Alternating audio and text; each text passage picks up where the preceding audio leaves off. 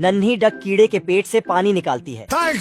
वह देखती है कि एक कछुआ उल्टा पड़ा हुआ है। दोनों मिलकर उसके खोल को सीधा कर देते हैं और फिर कछुआ उसके अंदर चला जाता है। यह एक अंडा होता है। वह उसे लेकर एक मुर्गी की चोली के नीचे देती है। मुर्गी अपने पतिदेव को बुलाती है। मुर्गा आता है। वह अंडे की जांच पड़ताल में लग जाता है। कुछ तो गड़बड़ है, जरूर कोई न कोई गड़बड़। मैथमेटिक्स लगाकर उसे पता चलता है कि यह अंडा काफी बड़ा है, तो उसे बाहर फेंक देता है। लेकिन डक उसे कैच कर लेती है। वह उसकी मलहम पट्टी करती है और अपने घोंसले में ले जाकर रख देती है और उसे गर्म करने लगती है। जल्द अंडा फूट जाता है जिसमें एक चूजा निकलता है। एंट्री अच्छी है लेकिन बैठने का तरीका अभी बड़ा कैजुअल है। लेकिन चूजा काफी भुक्कड़ है। पहले इन लोगों को हराम की खाने की आदत पड़ने दो। वह सारा खाना खा जाता है। मुर्गा उसे मारने के लिए पीछे पड़ जाता है। जीजा जी का होटल है। लेकिन डक उसे बचा लेती है और उसे अपने घोंसले में ले जाती है और फिर रोज उसके लिए खाना लाने लगती है। काफी मेहनत करती है। डक उस चूजे के लिए खाना ले जा रही थी। एंट्री अच्छी है लेकिन बैठने का तरीका अभी बड़ा कैजुअल है। वह सभी को लोमड़ी के बारे में बताने जाती है।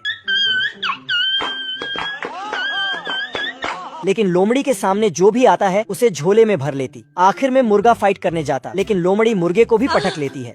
फिर वह डक के पीछे पड़ जाती है। डक घर में छुप जाती। जीजा जी का होटल है। लोमड़ी उसे खींच रही थी कि तभी अंदर से चील निकलती है। ये वही चूजा होता है जो अब बड़ा हो चुका है। वह लोमड़ी के पीछे पड़ जाती है और डक सभी को झोले से बाहर निकाल लेती है। लेकिन तभी लोमड़ी डक को किडनैप करके भागने लगती है।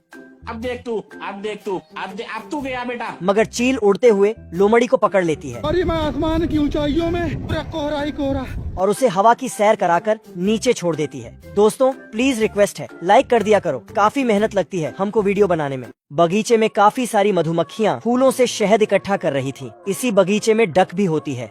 वह चुपके देखती है कि सारी मधुमक्खियाँ शहद इकट्ठा करके अपने घर ले जा रही हैं। यहाँ पर एक मधुमक्खी सैनिक भी होता है। डक शहद के लालच में अंदर जाने की कोशिश करती है, लेकिन सैनिक उसे रोक लेता है और उसकी टोपी के चिथड़े उड़ा दिए जाते हैं। डक जल्दी से घर जाती है और अपने लिए मधुमक्खी की कॉस्ट्यूम तैयार करने लगती है। वह अपने पिछवाड़े के लिए एक डंक भी तैयार करती है और फिर उड़ते हुए जाती है। वह सैनिक से दोस्ती करती है और उससे कहती है और इधर वह उसके घर में छेद करके पाइप से बाल्टी भरने लगती है और फटाक से निकल लेती है। जब राजा को पता चलता है कि उनकी शहद गायब है तो वह उस सैनिक को लात मारकर वहाँ से भगा देते हैं। सैनिक रोते हुए जाता है। वह देखता है नीचे बिखरी हुई शहद डक के घर की तरफ जा रही है। वह उसके घर जाकर देखता है तो उसे सारा माजरा समझ जाता है। डक फिर से शहद चोरी करने के लिए जाती है, लेकिन मधुमक्खी सैनिक उसके ऊपर हमला कर देती है। डक का डंक निकल जाता है जो मधुमक्खी लगा लेती है और उसके पीछे पड़ जाती है।